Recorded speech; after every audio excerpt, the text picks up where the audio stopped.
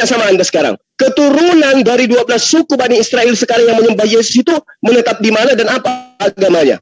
Nah, dengerin ya. Ya, itulah bukti.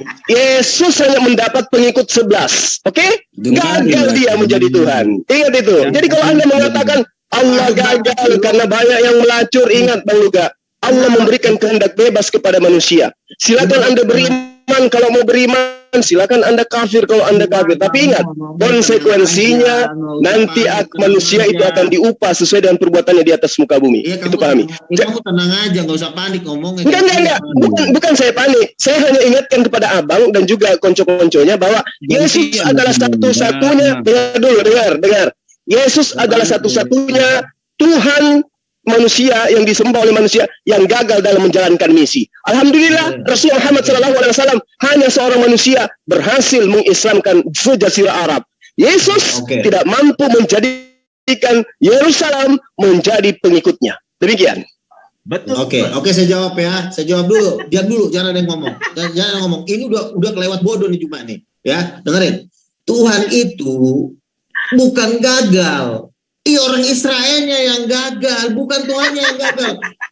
Tuhan kita yang butuh Tuhan, bukan Tuhan butuh kita. Kalau Tuhan datang orang Israel nggak mau percaya, yang gagal itu orang Israelnya. Lalu siapa yang percaya kepada Yesus? Yesus berkata, hai kamu kawanan kecil, sebab Bapamu yang di sorga berkenan memberikan kerajaan itu kepadamu. Siapa kawanan kecil? Kawanan kecil ini ternyata nelayan, pelacur, pemungut cukai yang sudah bertobat. Itulah kawanan kecil. Dan kerajaan itu diberikan kepada kawanan kecil. Kepada Petrus, pelacur-pelacur yang sudah bertobat, Maria Magdalena, orang-orang miskin. Nah, mereka-mereka ini yang sosok pintar, rabi-rabi Israel yang mengatasnamakan diri orang Israel kemana? Ke laut. Mereka yang gagal, bukan Tuhan yang gagal. Orang Tuhan bangkit dari antara orang mati kok. Jadi faktanya Yesus tidak mampu menjadikan Bani Israel itu menjadi pengikutnya. Gini ya, dengar dulu cuma Tuhan itu aja dulu Bang. Tuhan itu dan Paulus berhasil mengkristenkan lebih dari separuh dari manusia di atas muka bumi. Paulus lebih berhasil daripada Yesus Bang. Catat itu. Anda nggak usah panik, dengar dulu pelan-pelan supaya masuk itu pelajaran. Jadi gini, Tuhan itu mencari orang yang setia kepada Dia, bukan cari rongsokan, ya. Kita ini mencari cewek juga cari yang setia, bukan Bang Luga, kalau murid Yesus itu setia, ya, mereka tidak akan pernah keluar dari Bani Israel. Karena dia sudah dipesan, engkau jangan keluar dari Bani Israel. Matius 10 pasal 5 pasal 6. Yesus berpesan kepada ke-12 muridnya agar jangan ke bangsa lain.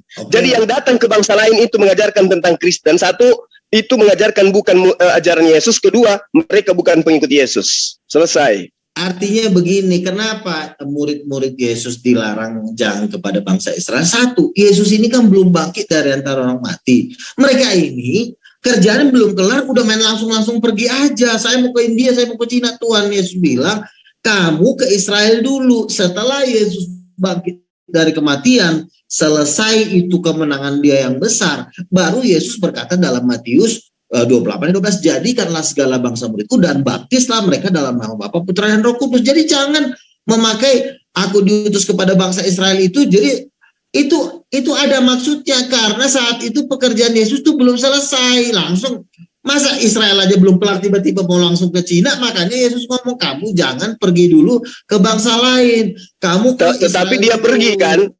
Tetapi dia pergi kan? Murid-muridnya tetap aja pergi kan? Kan Yesus berarti jadikanlah segala bangsa muridku. Berarti Yesus gagal, iya kan? Kok gagal sih? Kalau gagal tadi kan Yesus berpesan jangan kemana-mana kecuali ke bangsa Israel. Tapi muridnya kemana-mana. Malah sekarang ada yang ngaku menjadi nabi di Indonesia. Artinya Yesus itu gagal gitu. Pak Luga langsung poinnya kasih. Ya, poinnya Tuhanmu itu dicobai oleh setan. Tuhanmu gagal mengajarkan Bani Israel untuk percaya kepada dirinya. Kalau kamu meragukan ke Tuhan, ya, sebenarnya orang Islam ini telat informasi loh. Kalau kamu masih sibuk menceritakan tentang Yesus disalib, Yesus dicobai, hey bro, sudah ribuan tahun Yesus sudah nggak di dunia. Dia sudah menunjukkan bahwa dia Tuhan, ya kan? Oh, Bang Luga katanya Yesus nggak ada lagi di dunia, Bang Luga. Udah pindah tempat. Gimana itu, Bang? Ya iya dong, dari sisi manusianya, oke? Berarti sekarang, haleluya, sekarang, haleluya, dengar, haleluya. Kristen ya. Haleluya, Tuhanmu yang dari manusianya itu kemana sekarang sisi manusianya Yesus? Iya, dengarin. Jawab. Sisi manusianya Yesus kemana sekarang? Kamu di mana-mana selalu aja nggak ada. Keok ditanyain, anak Maria yang adalah manusia itu kemana sekarang? Kemana sisi kemanusiaan Yesus? Ya, Bang Juma gini. Ya kan? Bang Juma gini. Kan saya udah bilang tadi. Bang Luga, masa dibilangnya Yesus udah nggak ada di dunia, Bang? Wah, gimana? Dia itu nggak di dunia lagi dari sisi manusianya. Itu nggak boleh kupungkiri. Terus kemana sisi kemanusiaan Yesus? Kemana? Dia pindah kemana? Justru bahasanya yang sederhana. Yesus itu kemana sisi manusianya? Yang makan, yang ketiduran, yang ketakutan itu kemana dia? Itu debat, diskusi, kau kasih orang ngomong. Kau nggak malu? Ya, ini saya tanya samamu, tapi kau jawabnya beda. Saya tanya samamu. Dengar. Halilintar, dengar. Jangan kau kayak petir menjawab. Saya tanya samamu gini, pelan-pelan. Di mana sisi kemanusiaan Yesus yang ketakutan, yang kelaparan, yang kehausan, yang ketiduran dan seterusnya? Kemana dia itu sisi kemanusiaannya? Menjadi Tuhan juga kah dia? Jawab. Dia sudah bangkit. Yesus kan sudah bangkit. Udah bisa dijawab juga. Dengar baik. Silakan, ini tugasmu menjawab kemana sisi kemanusiaan Yesus. Silakan. Kalau dijawab dia ngomong terus. Coba gimana? Silakan jawab. Dengarin Juma ya. Justru karena itu saya bilang kalian itu telat informasi. Kalian sibuk bicarakan tentang... Jawab aja, jangan gak usah kau jualan obat. Di mana sisi kemanusiaan Yesus? Kolotnya kemana? Biji sakarnya kemana? Perutnya kemana? Yang sudah disunat itu kemana? Jadi Tuhan semua. Jawab. Cuma kau kasih contoh baik sama murid-muridmu ya. Iya, justru karena itu kalau kau ditanya, jangan kau lari ke set. Haleluya. Ini bukan gereja, ngerti? Lu ya tuh mengalihkan ya. Poinnya. Langsung dijawab, jangan langsung jawab. Iya benar. Kita mau poinnya kau itu ya, dengarin cuma poinnya kau itu telat informasi kalau kau bicara tentang kemanusiaan. Saya tanya apa? Saya tidak tanya tentang saya tanya kemana sisi kemanusiaan Yesus yang kolotnya disunat hari ke-8? Kemana semuanya itu? Jadi Tuhan juga, jawab. Dia kan sudah naik ke surga. Iya, saya tahu naik ke surga. Henok juga ke surga. Elia juga naik ke surga. Apakah mereka juga jadi Tuhan? Sekarang pertanyaannya, kenapa Allah SWT kau menjadikan orang kafir, tetapi Allah SWT kau nggak mau orang kafir? Kok kamu malah bertanya sama saya, cendol?